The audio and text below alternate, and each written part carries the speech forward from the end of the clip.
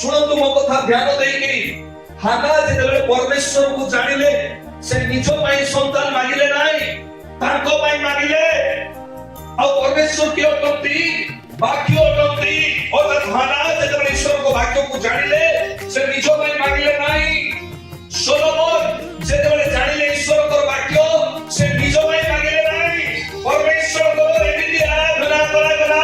ପରମେଶ୍ୱର ଆସିକି ରାତ୍ରିରେ ସ୍ୱପ୍ନ ଦର୍ଶନ ମାଧ୍ୟମରେ କଥା କହନ୍ତି, ଆମେ ତୁମକୁ କଣ ଦେବା?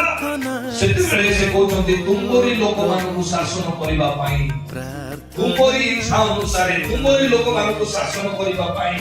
ମୋଶା ଯେତେବେଳେ ଈଶ୍ୱରଙ୍କର ବାକ୍ୟକୁ ଜାଣିଲେ ସେତେବେଳେ ଲୋକମାନେ ବନ୍ଧନରୁ ମୁକ୍ତ ହେଲେ, ହାନା ବନ୍ଧନରୁ ମୁକ୍ତ ହେଲେ, ଇସ୍ରାଏଲ ସନ୍ତାନମାନେ ବନ୍ଧନରୁ ମୁକ୍ତ ହେଲେ। ନୂତନ ନିୟମରେ ବନ୍ଧା ଯାଇଥିଲା ପାଉଲ ଆଉ ସିଲା। ସେ ଦୁଇ ଜଣଙ୍କର ବନ୍ଧନ ଲାଗୁଥିଲା, କିନ୍ତୁ ସେମାନେ ଆରାଧନା କରୁଥିଲେ କଣ ପାଇଁ? ଲୋକକୁ ଗଲେ ନାହିଁ, ଲୋକକୁ ପଠାଇଲେ ନାହିଁ। ସେମାନେ ଜାଣିଥିଲେ ଈଶ୍ୱରଙ୍କ ବାକ୍ୟରେ ଶକ୍ତି ଅଛି। ଆସନ୍ତା ସମୟରେ କଣ ହେବ? ଆମର ହସ୍ତ ରୋଜ ବନ୍ଧନ ଅଛି, ତା ଖୋଲା ହେଇଛି। ତାଙ୍କର ପରିସ୍ଥିତି ତ ଆଜି ଆମର ପରିସ୍ଥିତି ବାନ୍ତି ଦଉଛି। କଣ ସେଇଟା? କଣ ପରିସ୍ଥିତି? ନା ମୋ ପାଖରେ ପଇସା ନାହିଁ, କେମିତି ଗଲେ କେମିତି ମୋର ପୁଅକୁ ମୁଁ ପଢେଇବି? କଣ ପରିସ୍ଥିତି? ନାଇଁ ମୋ ବାପାକୁ ପାରାଲାଇଜ ହେଇଯାଇଛି, ମୁଁ କେମିତି ତାକୁ ଠିକ କରିବି? କଣ ସେ ପରିସ୍ଥିତି? ନାଇଁ ମୋର ସ୍ୱାମୀ ମତେ ଭଲ ବ୍ୟବହାର ଦଉନାହାନ୍ତି, ମୋର ସ୍ତ୍ରୀ ମତେ ଭଲ ବ୍ୟବହାର ଦଉନାହାନ୍ତି, କେମିତି ତାକୁ ମୁଁ ଠିକ କରିବି?